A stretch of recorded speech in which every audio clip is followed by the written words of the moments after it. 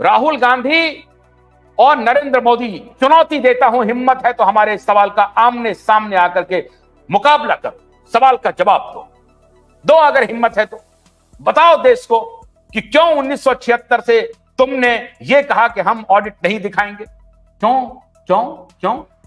इसलिए कि तुम्हारे सबके मन में चोर छिपा है, चोर छिपा है। अब आओ, अब आते हैं इस इलेक्टोरल बॉन्ड पे।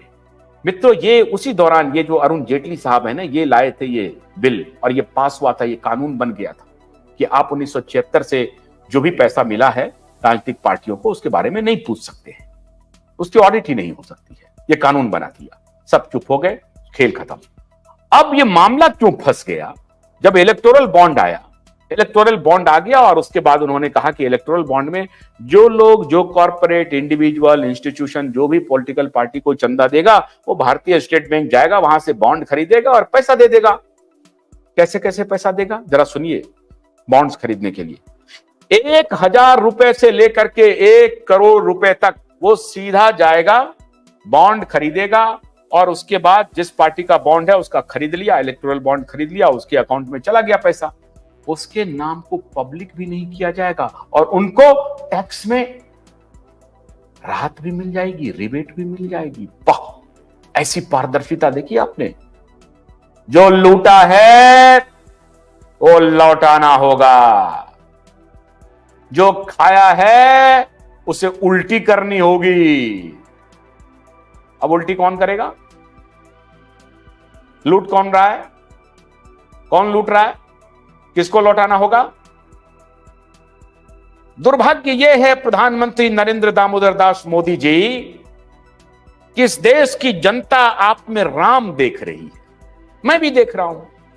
उस क्षण विशेष के लिए मैं आप में राम देखता हूं, जब आप राम के लिए डाला लेके जाते हैं, मैं भी देखता हूं। लेकिन दुर्भाग्य यह है कि इस देश में एक भी क्रेडिबल कोई उस प्रकार का नेतृत्व नहीं है जो आपसे ये सवाल पूछे आंख में आंख डाल करके। और देश आज चौराहे पर है, क्योंकि बेईमानों की फौज इधर जो है, इधर जो बेईमानों की फौज है ना, तो करप्ट लोगों की जो फौज है, पूरी जमात है ना, इसकी आंखों में और इसमें ताकत नहीं है जो आपसे ये सवाल पूछे। इनकी हैसियत नहीं है जो आपसे ये सवाल पूछे कि जो लूटा है उसको लौटाना पड़ेगा, तो जो इलेक्टोरल बॉन्ड में लूटा है उसको कौन लौटाएगा? इलेक्टोरल बॉन्ड में छुप करके पैसा लिया गया, छुप करके उसको टैक्स हेवन बनाया गया, टैक्स रिबेट दिया गया। 400-500 करोड़ रुपए की एक राजनीतिक पार्टी बन गई, दूसरी राजनीतिक पार्टी बनती है, उसको पैसे नहीं है चलाने के लिए, उनकी हैसियत नहीं है चुनाव लड़ने की। एक से एक मर्यादित, एक से एक ज्ञानवान लोग राजनीति में आकर के देश की सेवा करना चाहते हैं, लेकिन वो कर नहीं पाते हैं, नहीं कर पाएंगे। आपने वो हैसियत बना दी इस देश में कि कोई भी जिनके पास पैसा नहीं होगा वो राजनीति नहीं कर पाएगा, और पैसा लेने का भी आपने एक सिस्टमेटिक प्लान तैयार कर दिया। और उसमें ये सारे कॉर्पोरेट्स, भ्रष्ट कॉर्पोरेट्स जो आपको पैसे देकर के अपने इशारे पर आपको नचाते हैं, इस तरह का कुकर्म शुरू कर दिया और ये घालमेल शुरू हो गया।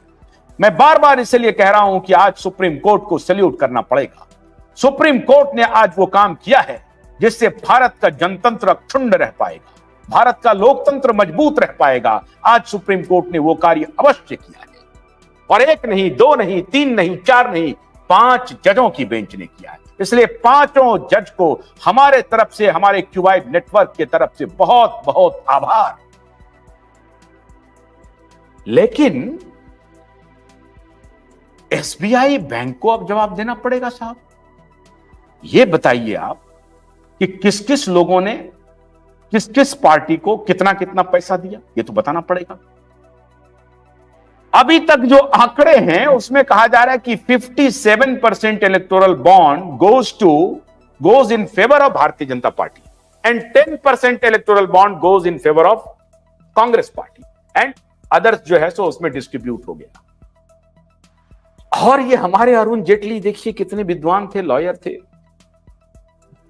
वो पार्लियामेंट में बयान दे रहे थे कि अगर कोई बिजनेसमैन किसी पॉलिटिकल पार्टी को फंड करता है और अगर हम उसका नाम ओपन कर देते हैं तो उनके खिलाफ एक खामखा का एक एटमॉस्फेयर बन जाएगा, उनको इसकी कीमत चुकानी, अरे कीमत चुकानी पड़ेगी मतलब खुलेआम बोले आकर के हम तो नहीं, पॉलिटिकल पावर में आकर के होता है, उनको एक कीमत चुकानी पड़ेगी, उसको पर्दा में रखिए, उसको कीमत चुकानी पड़ेगी।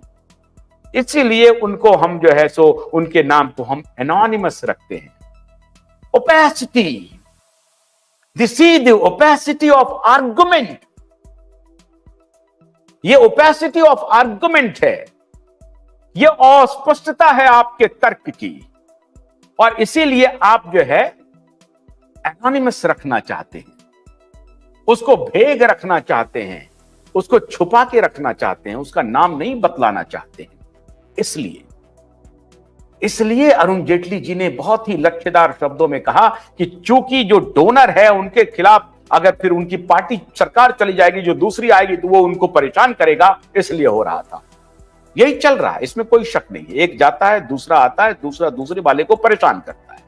यह भी खेल चल रहा है इस देश में। ये तो सत्ता का पावर स्ट्रगल है, उसमें भुगतना ही पड़ेगा। एक के साथ जाओगे, दूसरे के साथ खड़े रहोगे तो यह भुगतना पड़ेगा। ये security exchange board of India को जरा मैं अब पकड़ना चाहता हूं। Security exchange board of India. Bholanath का ब्रश कटर एक बैटरी से चलने वाली मशीन है जिसका चार्जिंग समय 3.5 घंटे है। इसे हम 6 से 8 घंटे बिना रुके चला सकते हैं। एक बार चार्ज करने पर ये 16,000 स्क्वायर फीट गेहूं, चावल, बजरा, जोवर के खेत काट सकता है, जबकि इसी कार्य को पेट्रोल ब्रश कटर 1,000 रुपए पेट्रोल का खर्चा करता है।